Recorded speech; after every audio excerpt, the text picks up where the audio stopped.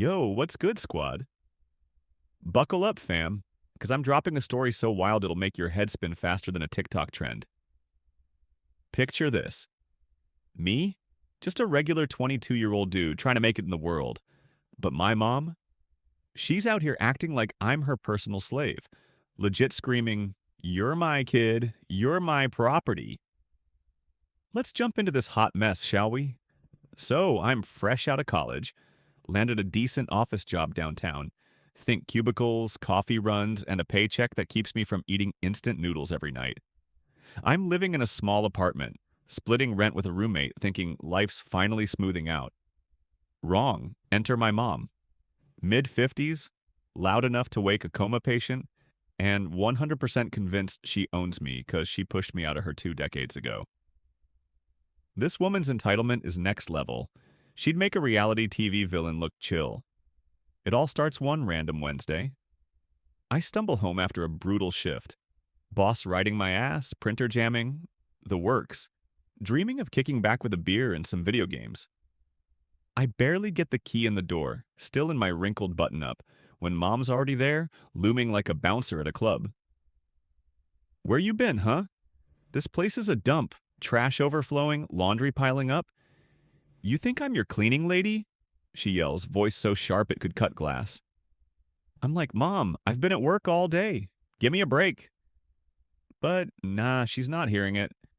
She points at me like I'm a disobedient dog. "Break? You don't get breaks. I raised you, clothed you, kept you alive. You owe me everything, kid. Now clean this pigsty." I'm standing there, brain short-circuiting, wondering if I'm her son or some medieval serf. I let out a groan that could wake the dead, grab a trash bag and start picking up. Empty chip bags, soda cans, my roommate's socks that smell like a biohazard. I'm knee-deep in garbage when mom swoops back in, inspecting me like I'm on probation. "What's this half-assed effort? The kitchen's still a war zone. Grab some bleach and scrub those counters till they shine." I blink, holding a soggy pizza box. "Bleach? For counters? That's overkill." She glares, hands on hips. "You questioning me?" "I say bleach. You use bleach. You're my kid. You do what I tell you, or you're out on the curb." Fam, this is entitled parent logic at its finest. Random rules, 0 cents, and me looking like the fool for pointing it out. So I douse the counters in bleach, eyes watering from the fumes, slipping around in my socks because the floor's wet now too. She's lounging on the couch, scrolling her phone, barking, "Faster." You call that scrubbing? My grandma could do better, and she's 90. I'm thinking, lady, I'm not auditioning for a cleaning commercial. But I bite my tongue. Barely. Later that night, I'm finally done, ready to collapse, when she bangs my bedroom door open. Boom. Like a SWAT team. She's waving this tiny black dress, so short it's basically a shirt, and goes, "Iron this for me. I'm hitting the bar with the girls tonight." I stare at it, imagining her squeezing into this thing back in her party days, and mutter, "Mom, we got an ironing board? Let me just—" She cuts me off. "Ironing board? No way! You're doing it by hand, mister. I didn't raise you to slack off." My jaw drops. "Raise me? You mean train me to be your personal assistant?" But she's already chucking the dress at me, snapping, "Get it done, or you're sleeping outside." I iron it, cursing under my breath, singeing my thumb because I'm too mad to focus. She grabs it, does a little spin. Honest to God, that dress barely covers her thighs, and smirks. "See? That's how you treat your mom, right?" I'm nodding like a robot, counting the seconds till she's gone. But nope, the torture's just warming up. She stumbles back home hours later, reeking of gin and cheap perfume, and flops onto the couch. "My feet are killing me," she whines, kicking off her heels. "Rub 'em for me." I'm like, "Mom, it's 1 a.m. I'm wiped." She bolts upright, eyes like daggers. "You ungrateful little punk. I carried you for 9 months and you can't rub my feet. You're my kid, you serve me. I groan louder than a dying car engine, grab her feet, and start massaging.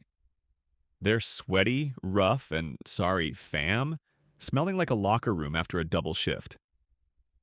She leans back, moaning like she's at a five-star spa. Oh yeah, harder, right there. Then, buckle up, it gets weird.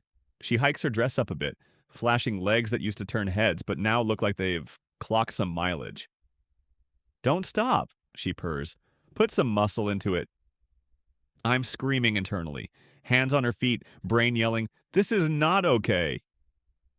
The vibe's turning creepy, her dress creeping higher, her giggling like a schoolgirl, and me just praying for a power outage to end this nightmare. Nothing too spicy for YouTube, just pure awkward hell. Next day, I'm in the kitchen frying some bacon, trying to shake off the trauma, when she storms in again. Where's my breakfast? You think I'm your chef? Move your lazy ass, slave. That word, slave, snaps something in me. I slam the spatula down, grease splattering, and yell, Mom, I'm not your damn servant.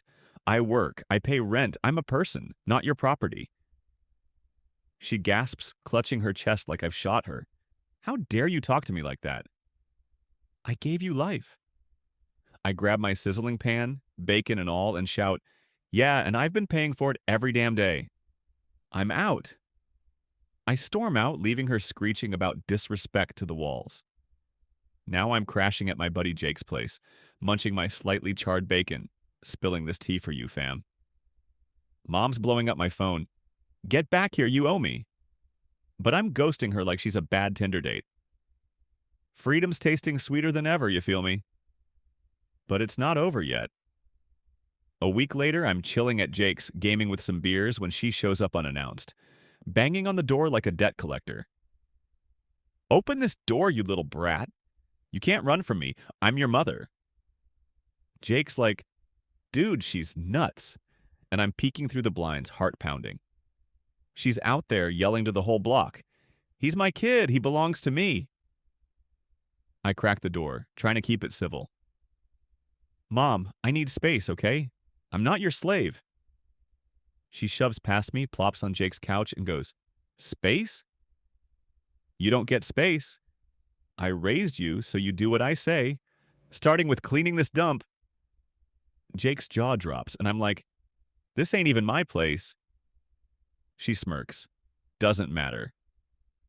You're mine, you clean where I tell you. Fam, I'm losing it. Years of this crap flashing before my eyes. Fetching her coffee, washing her car, even painting her nails once because she couldn't reach. That's when Jake steps in, bless him. Ma'am, you gotta go. This is my house and he's not your maid. She glares at him. Stay out of this, punk.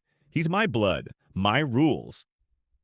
I snap again. No, Mom, I'm done. I'm 22, not 12. I'm not your property. She starts wailing, you're abandoning me after all I've done. And storms out, leaving me and Jake staring at each other like, what just happened? Weeks pass, and I'm still at Jake's, dodging her calls, trying to figure out my next move. She's texting sob stories. I'm all alone. You're breaking my heart. But I'm holding firm. Then one night, I'm scrolling socials, and bam, she's posted a pic of me as a kid, captioned, my ungrateful son left me to die. Comments are flooding in. What a jerk. Poor mom. I'm fuming, but Jake's like, dude, let her cry it out. She's fishing for pity. He's right, but it stings. So here I am, fam, spilling my guts to you. 22 years old, finally free, but still haunted by the you're my slave vibes from the woman who birthed me. Smash that like button if you've ever dealt with an entitled parent pulling this nonsense, and drop a comment. Should I cut her off for good, or keep dodging till I can afford my own spot? Oh, and sub if you want to hear more of my chaos. Next time, I might spill about the time she tried to set me up with her friend's daughter to keep me in line. Peace out, legends.